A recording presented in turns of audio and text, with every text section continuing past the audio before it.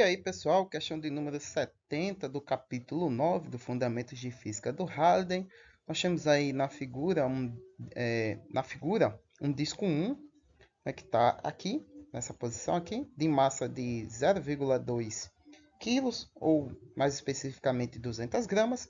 Desliza sem atrito em uma bancada de laboratório até sofrer uma colisão unidimensional com o disco 2, que se encontra aqui nessa posição aqui, inicialmente em repouso. O disco 2 é arremessado para fora da bancada e vai cair a uma distância d da base da bancada. A colisão faz o disco 1 inverter o movimento e ele é arremessado para fora da extremidade oposta da bancada, indo cair a uma distância 2d da base oposta. Qual é a massa do disco 2? E aí ele pede o seguinte, sugestão, tome muito cuidado com os sinais. E eu me compliquei um pouquinho, eu tinha esquecido dessa sugestão que aparece ali, e eu levei um pouquinho de tempo para resolver, porque eu não estava conseguindo chegar no resultado final, né? Eu tive que olhar a resposta e eu vi que estava dando diferença.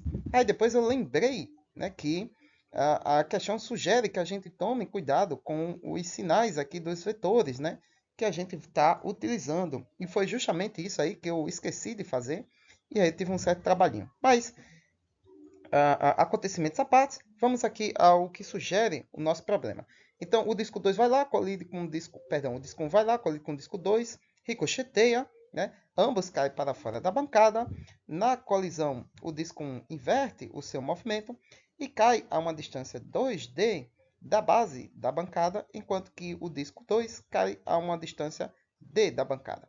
Então, após analisarmos a conservação do momento entre a colisão entre esses dois discos, a gente vai analisar também o lançamento oblíquo desses objetos, lançamento de projétil, já que eles vão ter um comportamento após cair da bancada de um movimento oblíquo que a gente aprende lá a descrever no capítulo 4.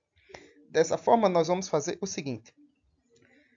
Como a colisão ela ocorre entre um objeto em movimento e outro em repouso, vamos usar a definição para a conservação do momento para esse tipo de situação. Então, nesse caso aqui, a conservação do momento vai nos dar essa expressão aqui, que a gente veio desenvolvendo em questões anteriores, mas aqui eu já estou com preguiça, eu já vou colocar o resultado da equação da definição, né? Já que, na maioria das vezes, a galera já parte para essa parte. Se vocês olharem em questões anteriores, vocês vão ver que eu desenvolvo essa equaçãozinha e a gente chega nesse resultado quando o enunciado descreve situações semelhantes. Então, nós temos aqui a velocidade da partícula 1 após a colisão é definida por isto daqui. E aí, ó, prestem atenção. Na definição, o resultado é esse aqui, ó, mas esse sinal de menos que aparece aqui é para você considerá-lo, já que eu vou estabelecer como sentido positivo do eixo X para a direita do seu vídeo.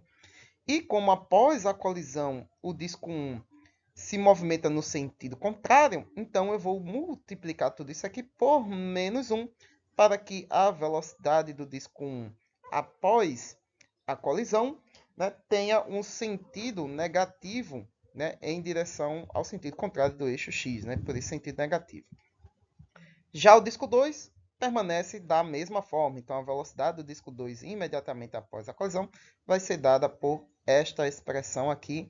E como ele se move na direção do sentido positivo de x, que a gente está definindo como sendo para a direita na horizontal, aí fica do mesmo jeito que tem na definição que aborda esse assunto neste capítulo. Dessa forma, a gente vai fazer o seguinte agora.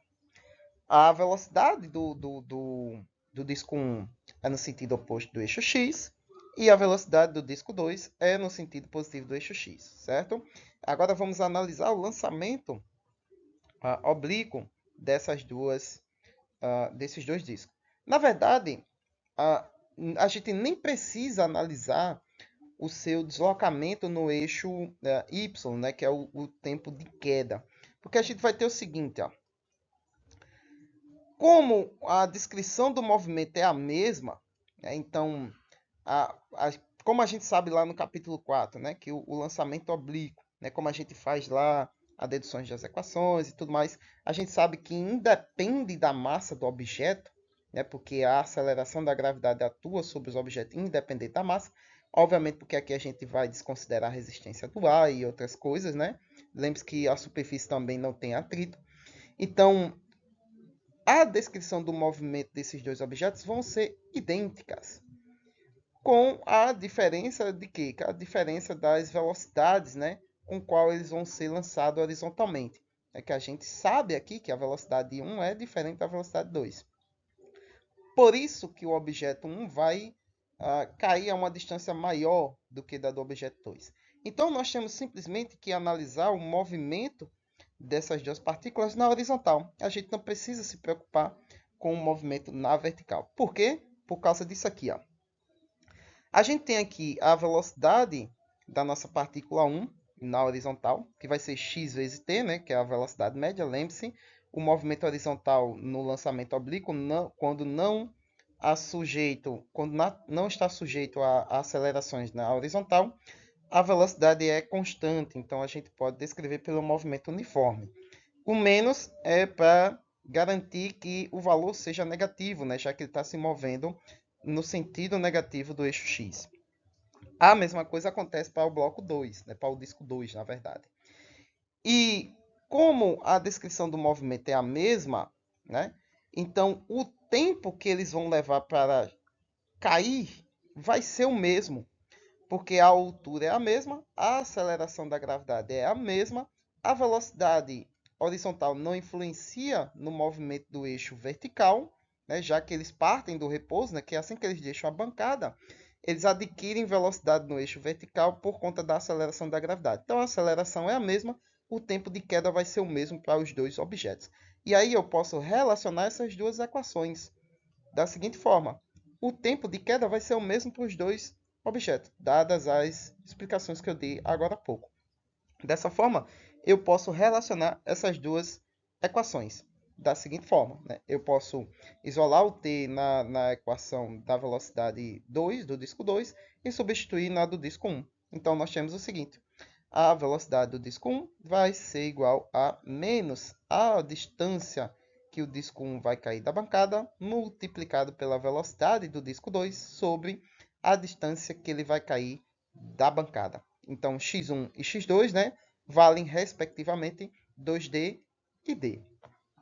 Aí a gente separa ali as nossas variáveis semelhantes e vamos ficar com essa cara aqui. Né? A razão entre V1 e V2 é igual a menos a razão entre 2D sobre D. Aí, D e D a gente sabe que são valores iguais, o quociente vai dar 1. E a gente sabe que essa velocidade 1 e velocidade 2, né, que é a velocidade com que os discos deixam a bancada, é justamente as velocidades aqui ó, que a gente vai obter na conservação do momento, porque a colisão acontece mais ou menos aqui, né, como vocês viram na ilustração, porém não há atrito entre os blocos, entre os discos e a bancada. A gente também desconsidera a resistência do ar, então eles vão se mover em movimento uniforme. Então, a velocidade com que eles deixam a bancada é a velocidade com que a gente vai obter quando faz a conservação do momento, né, e analisa a velocidade dos blocos imediatamente após a colisão. Então, esse V1 aqui vale tudo isso aqui, ó, né, para o nosso disco 1. E esse V2 vale tudo isso aqui para o disco 2. Então, podemos substituir na nossa expressão. Substituímos, então, nós vamos ter aí ó, uma divisão entre frações. E do lado direito sobra somente o menos 2. E aí, note para o seguinte, ó. Na parte aqui que nós temos no numerador, para a velocidade 1, perceba que tem uma alternância aqui, ó. Porque, olha, eu tenho M1 menos M2. E aqui vai ficar M2 menos M1, porque eu multipliquei por menos 1, tá? Então, se atenha a isso. Foi isso aqui que eu não me ateve, tá? E também na questão de que tem que inverter os sinais por levar em consideração os vetores atuantes, né? Porque lembre-se que vetor tem que se levar em consideração o módulo, o sentido e a direção. Então, fazendo a divisão entre frações, né? Repete a primeira e multiplica pelo inverso da segunda, nós vamos ter aqui, ó, termos semelhantes no numerador e no denominador. Então, a gente elimina as velocidades iniciais, né, do bloco 1, que são as mesmas, e também a soma total das massas, né, M2 mais M1 aqui no numerador, M1 mais M2 aqui no denominador. Elas também somem, e aí a gente fica simplesmente com uma expressão que dá M1 menos M2 sobre 2 vezes M1 igual a menos 2. Como a gente quer a massa do bloco 2, para que isso aconteça, a gente vai isolar ela na nossa expressão. E fazendo isso, nós vamos ter o seguinte, né? Nós vamos ter menos M2 igual a 4M1, né? Porque a gente multiplica ambos os lados da igualdade por 2M1 para assumir com o denominador aqui. Então, desse lado vai ficar menos 4M1, né? Porque temos 2 vezes 2, com o 2 negativo, então fica menos 4M1. E esse M1, né? A gente subtrai ambos os lados da igualdade, né? Para assumir com esse cara aqui do lado esquerdo, né? Que é o que de fato a gente faz no rigor matemático, né? Mas em outras palavras, passa ele com sinal inverso, né? Que os matemáticos ficam doidos das cucuias quando escuta algo parecido com isso. Aí, como nós temos todos os termos negativos, podemos multiplicar por menos 1 e aí fazer a soma aqui dos termos semelhantes, né? Menos 4 menos 1 dá menos 5, mas como multiplicamos ambos os lados da igualdade por menos 1, fica tudo positivo. Então, a gente sabe que a massa 2 é 5 vezes maior que a massa do disco 1. E a massa do disco 1 é de 200 gramas, logo, a massa 2 é de 1 kg. Muito bem, pessoal, é isso aí, essa questão. Apesar de ser 3 estrelas, aparentemente ela não é assim tão complicada, né?